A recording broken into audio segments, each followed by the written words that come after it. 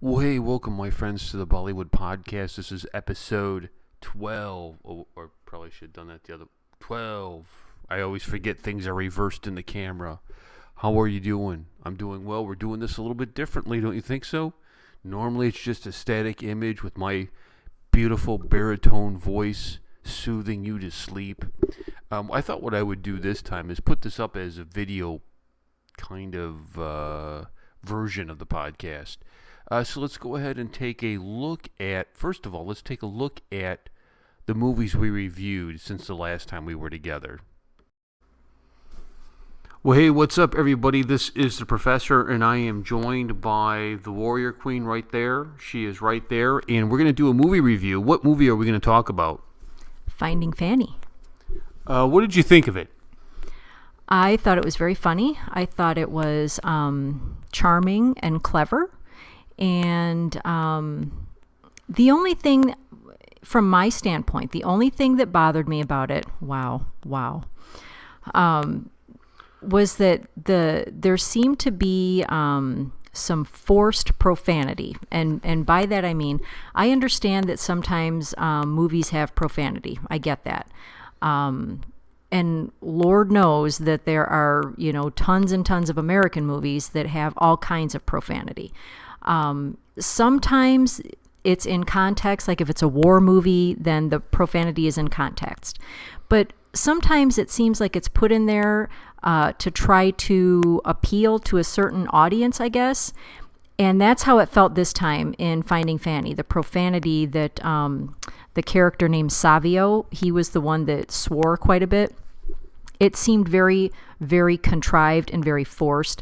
Like the movie would have been just as good without any of the profanity. It felt like it was out of place and like I said, contrived. And so that was my only real criticism of the movie, because I thought it was really very charming and funny. Well, I think the reason we saw that is this is the first Bollywood film that I've noticed that wasn't made for the Indian. It really seemed like this film was made for the American. It was made for our audience. It was really trying to capture, I think, American sensibilities in the storytelling. I enjoyed the movie. I thought the movie was good. There were 4 scenes that I thought were really funny that I laughed out loud. Number one, the dead cat.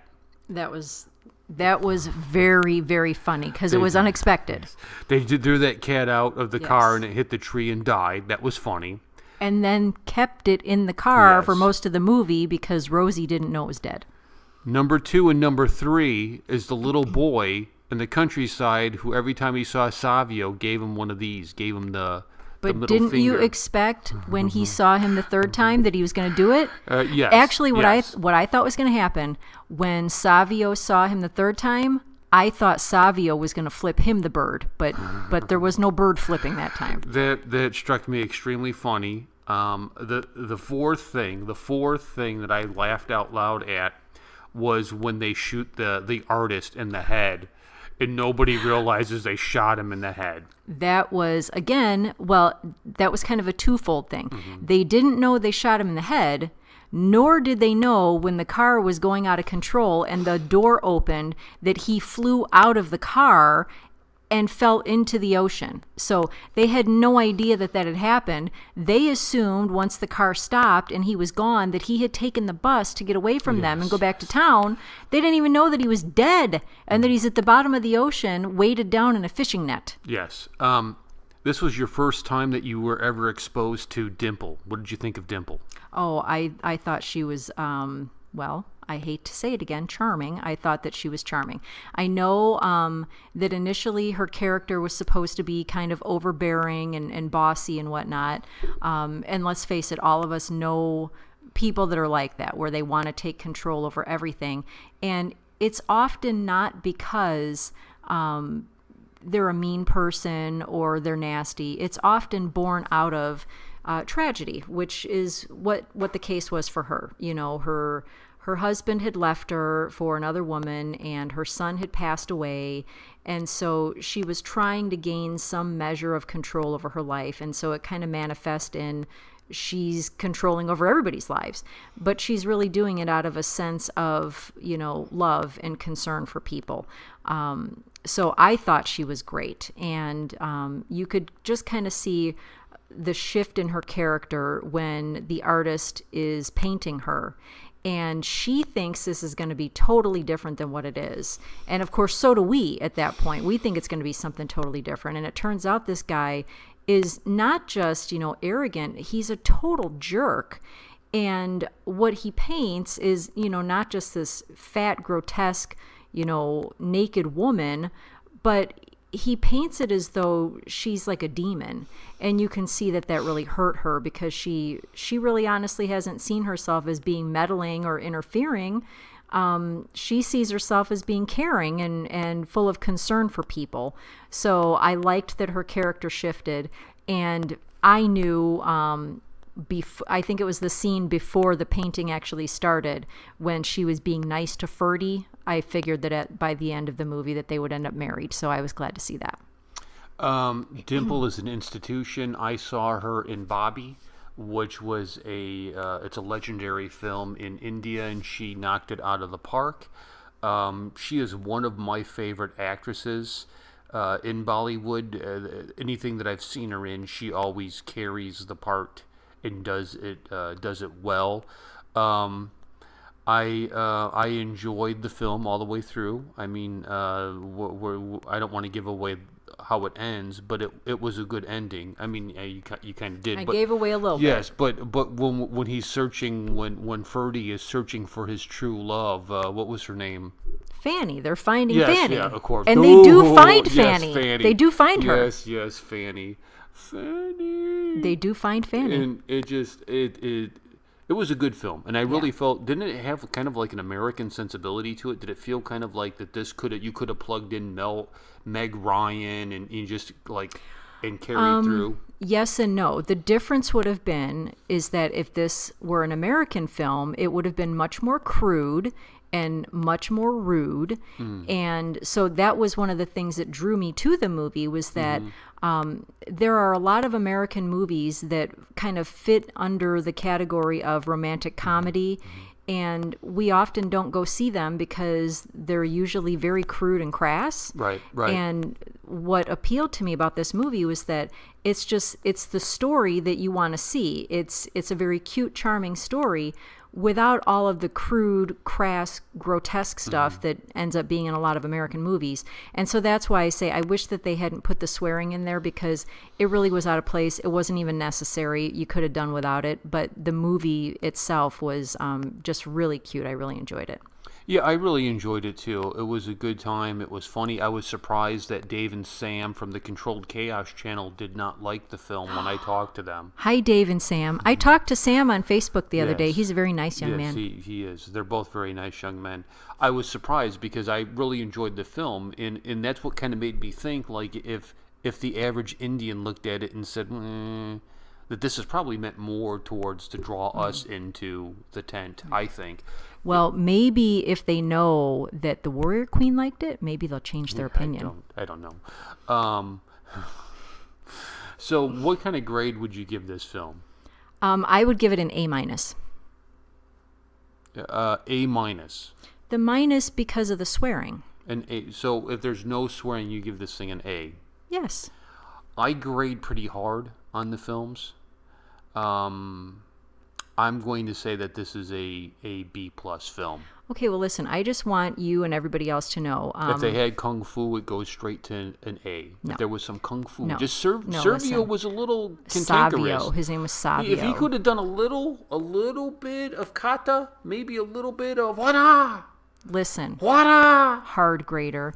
I homeschooled our son all 12 years, and I was a very tough grader. It served him well because he is extremely, what's the word that I'm looking for? Prepared for college, and he has done extremely well in college. Is this a humble brag? It is the humble brag. It's just to say that my grade is probably more accurate than yours. Nonsense. I am the professor. This is Movie Community College, and this is the beauty of having a chair on wheels. Goodbye, Warrior Queen. Bye. Thank you so much for watching. Please subscribe to the channel if you haven't. That way you can stay up to date up to date on all of our shenanigans and videos. Thank you. Well, hey, welcome to Movie Community College. I am the professor. How are you? I want to do a film review on a film called The Bright Day. It came out in 2015. It is a Hindi film, a Bollywood film, and I saw it on Netflix, and I read something online about the film, and the premise sounded interesting to me.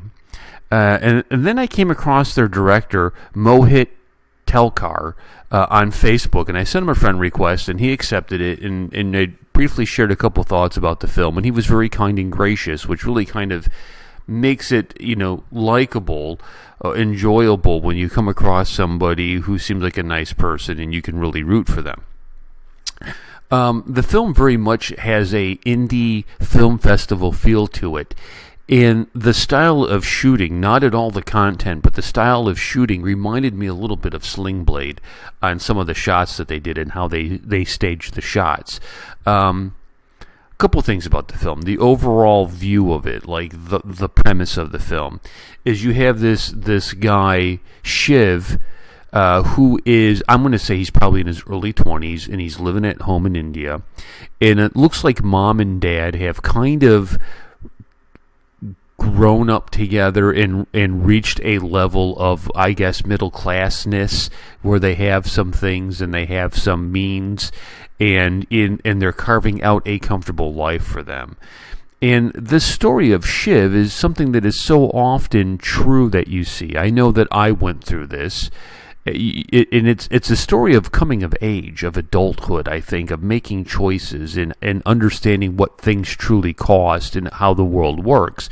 Because when you're in the comfort, when I was living at home and I was in the comfort and safety of my parents' home and resources, it was easy for me to think of them as idiots. They don't know what they're talking about. I'm so enlightened, and really, I'm not out on my own fending for myself. And once you hit that threshold, once you hit that point of where you start dealing with the reality of life and its bills and things like that, I think you gain a better appreciation for your parents and what they were trying to do for you.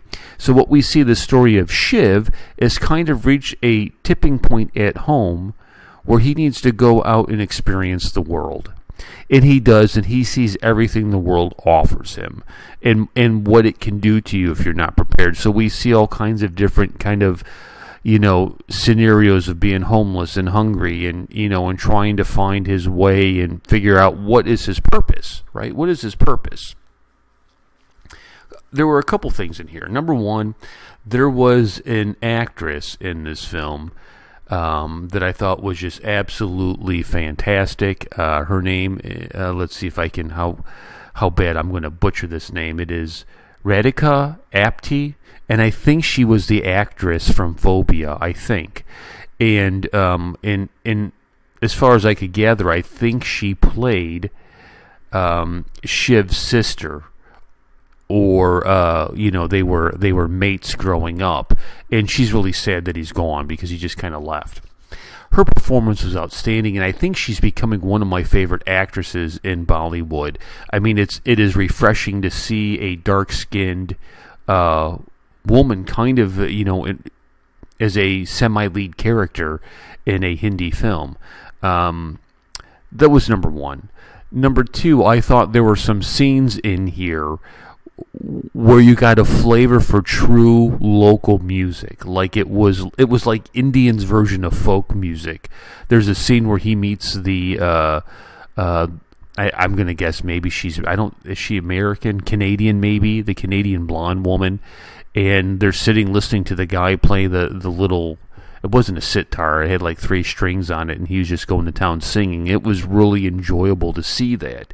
And you got interwoven in this film, it seemed like just authentic Indian folk music.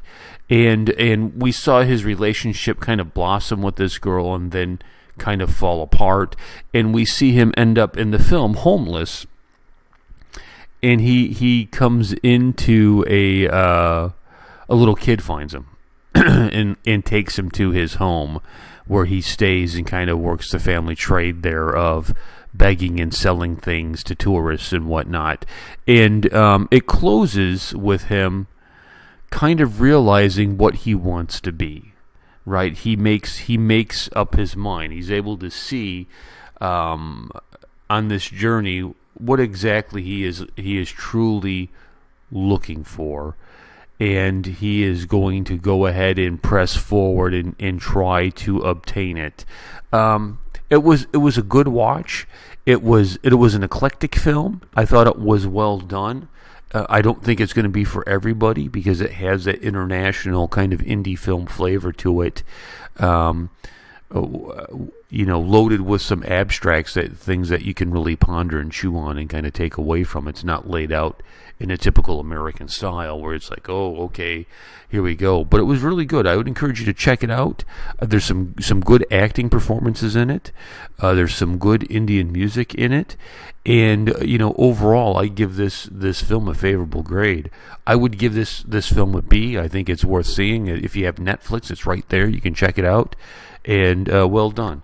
Well done. I enjoyed the film. I enjoyed the cast, and I'm going to check out this director's other work. Please subscribe to the channel if you haven't already. That way you can stay up to date on all of our latest videos. Thank you.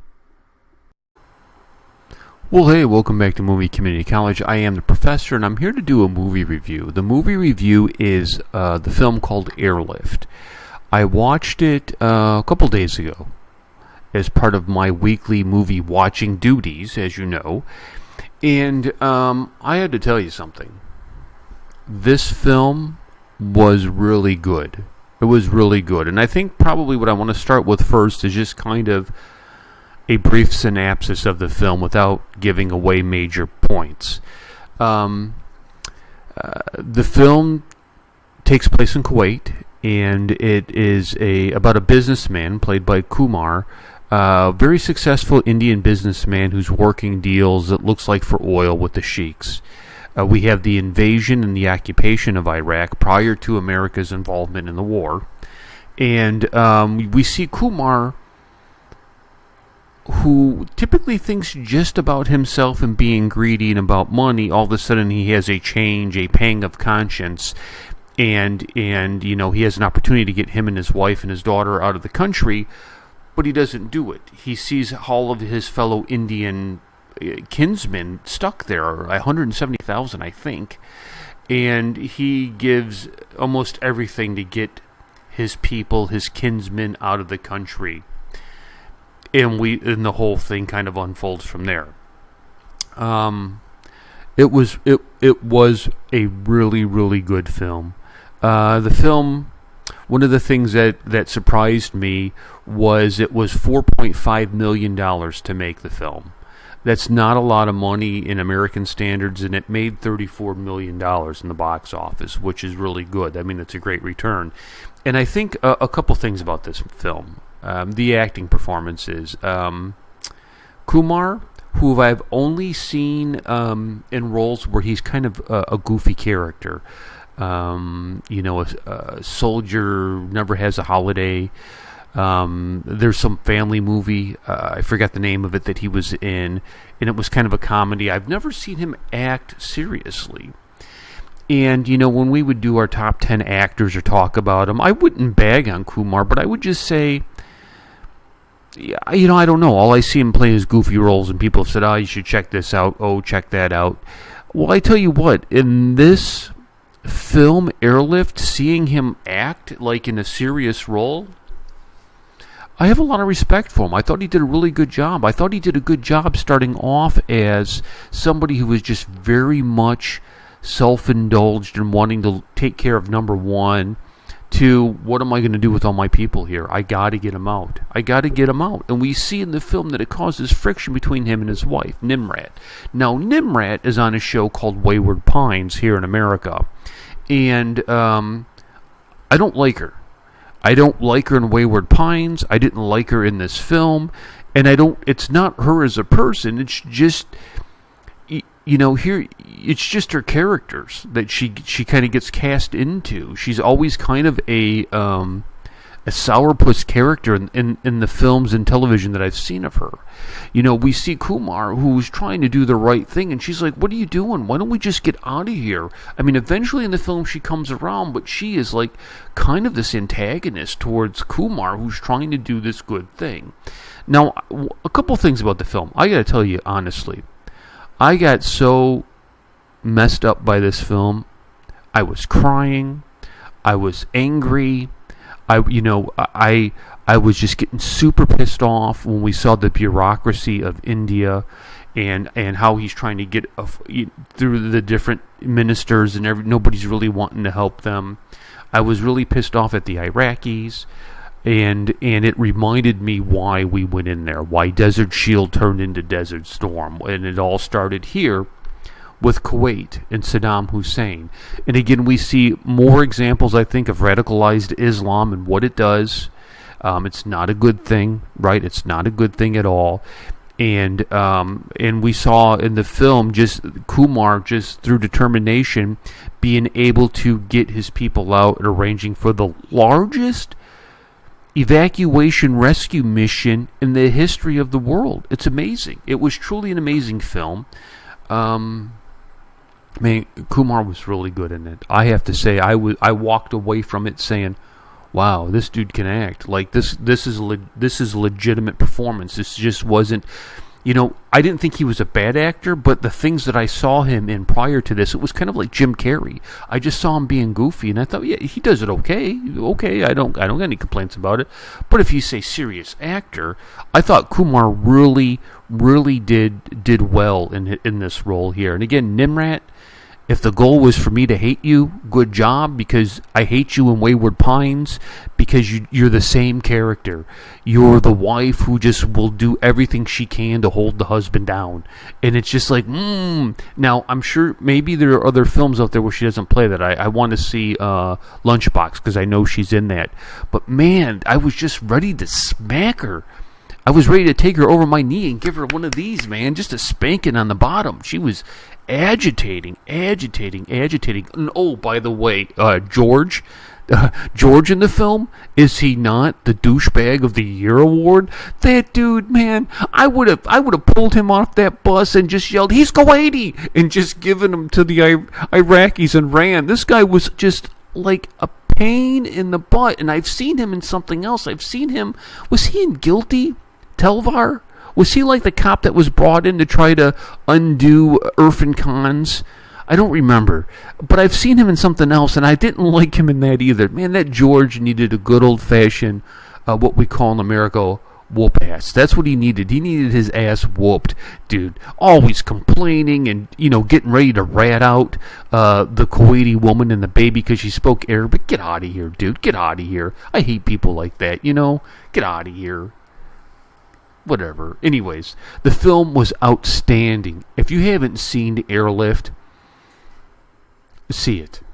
Based on a true story. I think you'll get a better appreciation for the sense of community that Indians have, and it's something that really draws me towards them. We're kind of lone wolves, keeping to ourselves. I love the fact that everybody there was there and kind of is a big family. Excellent film. I give this, I've only given one A+ before in Indian films. What the heck? Let's go A+, man, because you guys are going to hate me after my next review of RA1. So let's go A+. A+, man. Kumar, excellent job. If there's ever a biopic done about movie community college, I want Kumar to play me. Dude, not George. We'll have George play Jabby. How's that? Dude, I'm sorry. Okay, everybody. That's enough of my shenanigans. Please subscribe to the channel. That way you can stay up to date on all of our latest videos. Peace and namaste. Well, hey, welcome back to Movie Community College. I am the professor, and we're going to do a film review / roast. Unfortunately, this film will fall into the movie roast, and it is RA1. Before we start tearing it apart, let's start with what is good about the film, okay? I think that this film was marketed really well. They spent a lot of money and did a lot of effort into the marketing of it. And I think you can kind of see by the efforts of how American studios have borrowed from their marketing efforts of it. It very much, I think, laid the ground for something like Deadpool to come forward and be marketed in a very aggressive way, you know, just constant, nonstop. I like that a lot.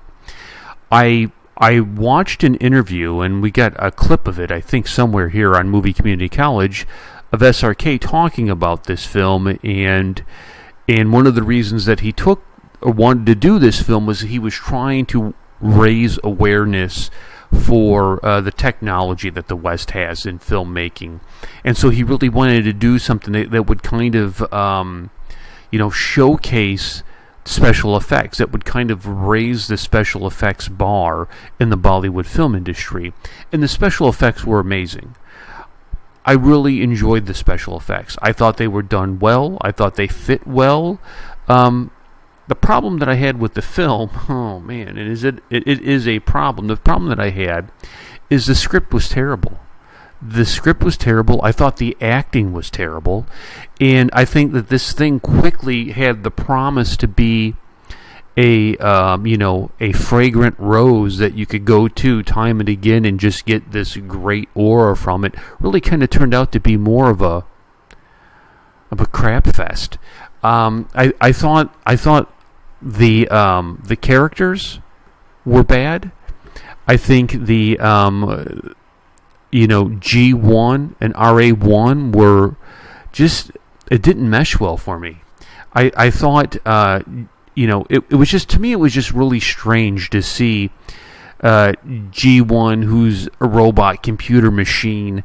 He's not able to relate to human emotions, but sometimes he gets too touchy. Sometimes, that scene where he goes and he's trying to touch Kareena Kapoor's boobs, it seemed to me like the script was so weak that we got to now give you kind of, potty humor. We got to give you things that, just cheapen the experience because we don't have a solid script and the acting's terrible. Let's just start throwing out, just potty humor, adult humor here and there. I thought Kareena Kapoor, there were moments that she shined in the film, but I also thought it was strange that when she thinks that her husband's dead, that she starts doing her dance. To me, that struck me a little odd.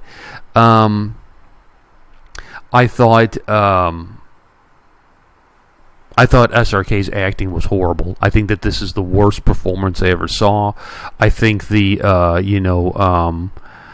kid actor that was in the film outacted him at every turn. I think that if I was SRK, I would view this as an embarrassment of a performance.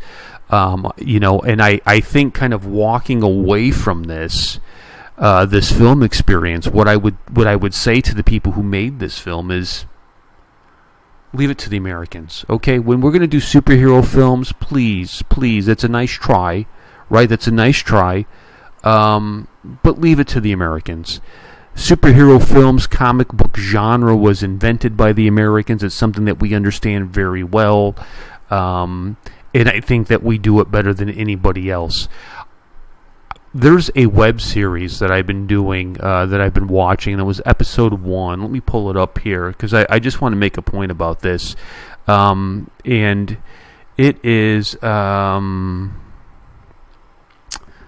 Swoop is involved with it, and he did some work for us, just helping us out. Mahakal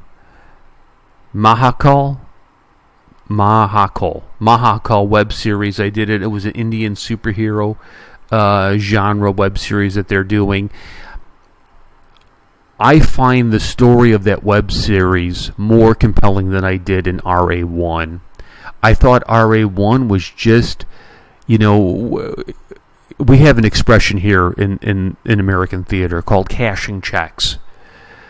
And it's where you get a famous actor. Robert De Niro's been guilty of this lately. Johnny Depp is guilty of this. Adam Sandler is completely guilty of this, where they just kind of show up and they don't really give you what they have. They're just cashing a check. You can tell that this is just, hey, listen, I'm going to say my lines. I'm going to get through this as quickly as possible, and give me my check. That's what I felt like what I got from SRK. I felt like he was just cashing his check. I felt like it really exposed his acting ability of being subpar, especially to somebody like Irfan Khan. I think Salman Khan could have played this role even better. I think Admir Khan, if you would have put him in RA1, look out, dude, look out. This thing would have been a home run. I was really disappointed with SRK. I've seen a couple of his films that I thought he was good in. My Name is Khan was a good film. What else have I seen him in? Kel Ho Naho. I thought he did an outstanding job in that, but I was just truly disappointed in his performance here. And it's just a shame. To me, it's just a shame. I feel like what he did is he stole from everybody. He stole everybody's ticket money with this piece of crap that they put out. Now, again, I'm not saying he's a bad actor. I think he's a good actor. I think that this is a Tom Cruise moment where you see Tom Cruise do something like Last Samurai and you walk away thinking this guy could be the greatest thespian of our time, and then he turns around and gives you Jack Reacher and you're like, what the hell was that, dude? What the hell? That's what I felt like RA1. I walked away just thinking, this is terrible. Absolutely terrible. So that is my movie roast. Thank you so much for watching. Please leave all the hatred troll comments and we'll have fun. And you guys go ahead and tell me how crazy I am and we'll have fun kind of getting into it. Please subscribe to the channel. That way you can stay up to date on all of our latest videos. Peace. We'll catch you guys later. Well, hey, welcome to Movie Community College. I am the professor, and we're going to do an overreaction movie review on Kel Ho Naho. And it's Cynthia's movie review. I've also seen the film, so I'm going to do this as an overreaction style, and we'll have some fun with this. Hey guys, so I have been wanting to do this for a long time. I told you guys I was going to do this a long time ago, but I just haven't had time, and then I got sick, and then I got swamped with work and my kids, so I haven't had a chance to. But I am finally doing it. I'm doing a Kel Ho Naho movie review, mini review. I also wanted to share my biggest shock moments of this movie because it had a lot and it was really like a good movie. I really did enjoy it. It was like three and a half hours long, I think. A little bit over 3 hours. I don't think it was 3.5 hours. That it's on Netflix, and if you haven't seen it, I really do recommend it. I am going to give a lot of spoilers, so if you haven't seen the movie and you are planning to see it, please don't watch this video until you actually see the movie, because I'm just going to do a lot of spoilers. So anyways, Shah Rukh Khan is in this movie, and he is awesome. He made me cry a lot. You guys warned me, so I did have my box of tissues ready. So thank you for warning me. So anyways, it's a really great love story, friendship story, family story. So it has a little bit of everything. And it's really like a good, entertaining movie. It pulls you in. It makes you want to see more. And it's just a good movie. And I do recommend this movie. So anyways, if you've seen it, you're gonna know what I'm talking about. So anyways, my first shock of the whole movie was when I found out when they revealed that the dad had actually committed suicide. So when they first said that the dad was dead and he was no longer with them, I honestly went to either cancer or a car accident or other illness, right? It never occurred to me, oh, he committed suicide. So that was a big shock for me. So that was the first shocker. Second shocker for me when Shah Rukh Khan, revealed that he was married. At this point, I was actually kind of mad at him because he had been flirting with Naina. So I was like, why are you flirting with her if you're married? And so I was angry at him. So, well, at this point, so that was a big shock for me finding out that he was married. Anyways, so third big shock, right after he revealed that, the movie revealed that he was actually dying. That's what he told Nina, that he was married, to pretty much let her easy, or pretty much just to say, hey, I'm married, you can't be in love with me. So that's that. So I was like, oh, I can't believe I thought that he was a jerk. So at this point, I did grab that box of tissues because I was crying like a little girl, like a little baby. So anyways, that was a big shock for me. Fourth big shock, when Naina and Rahid actually got engaged. To be honest, I didn't think it was gonna happen, even though I was rooting for them and I wanted them to get married.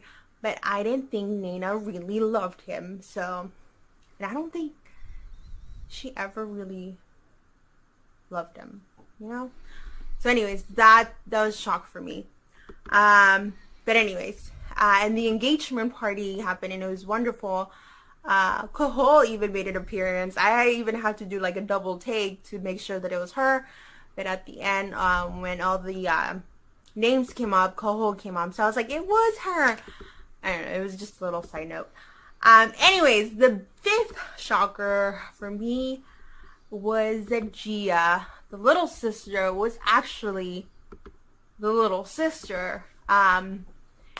So this was like two shocks in one. Pretty much, Gia was the creation of an affair that the dad had with another woman. So that was a really big shock for me. But anyways, I was really happy for Gia, but at the same time,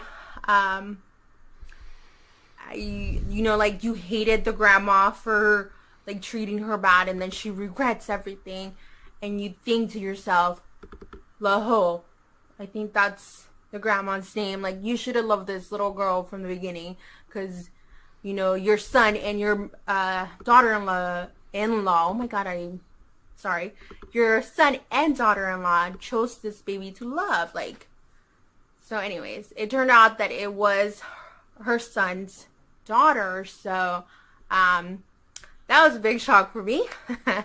Anyways, the biggest shock of all for me is that Aman actually died at the end of the movie. I honestly thought that he was gonna get a heart transplant or something, you know, a miracle was gonna happen and he was gonna live, and I don't know what I was expecting, but I was not expecting for him to die at the end of the movie.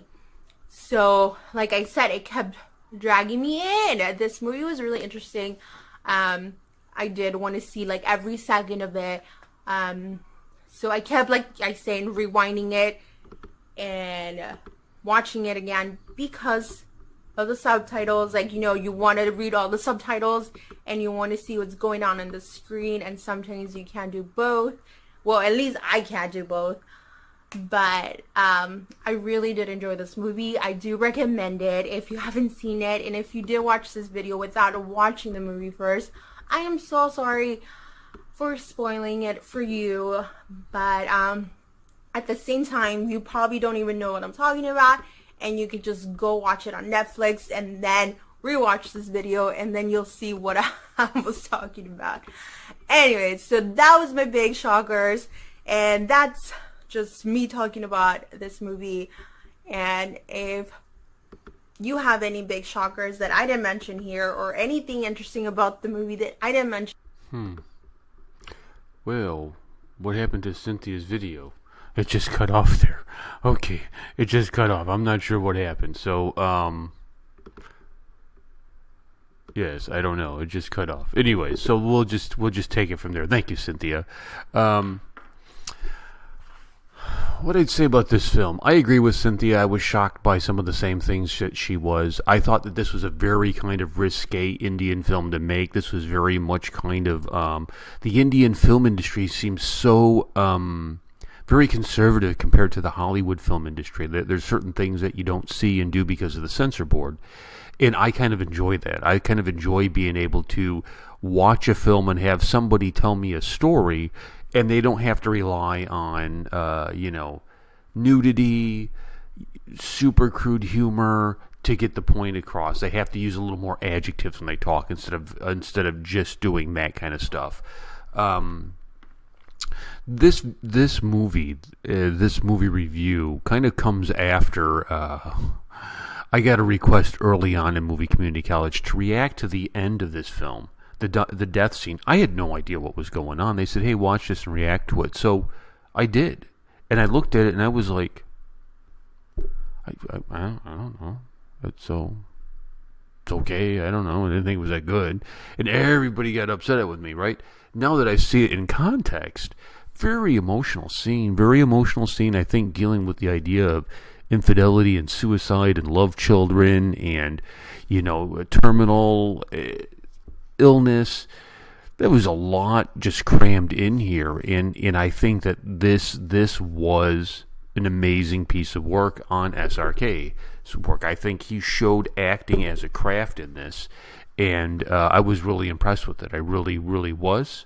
And like I said in a nutshell video on the fiefdom of SRK, the knees will bow to this man's starhood here on this planet, man. This guy really knocked it out of the park. I thought the cast was great. I enjoyed the film. The little girl was adorable, and it was a tearjerker. It really, really was a tearjerker. So with that being said, thank you so much for checking out our videos. Please subscribe to the channel. That way you can stay up to date on all of our latest videos. I'll catch you guys later. Well, I think, unfortunately, that's all the time we're going to have for today for this podcast. A couple things for you. What did you think about this format, doing it this style versus just the audio from our podcast? Let me know if you could leave a comment. That's number one. Number two, the next show I'm going to do is going to be the worst Bollywood films that I've ever seen. So we'll talk about more in-depth film things and get into more Bollywood films. Thanks so much for watching. I appreciate it. Please subscribe to the channel if you haven't already, and I'll catch you guys later. Peace.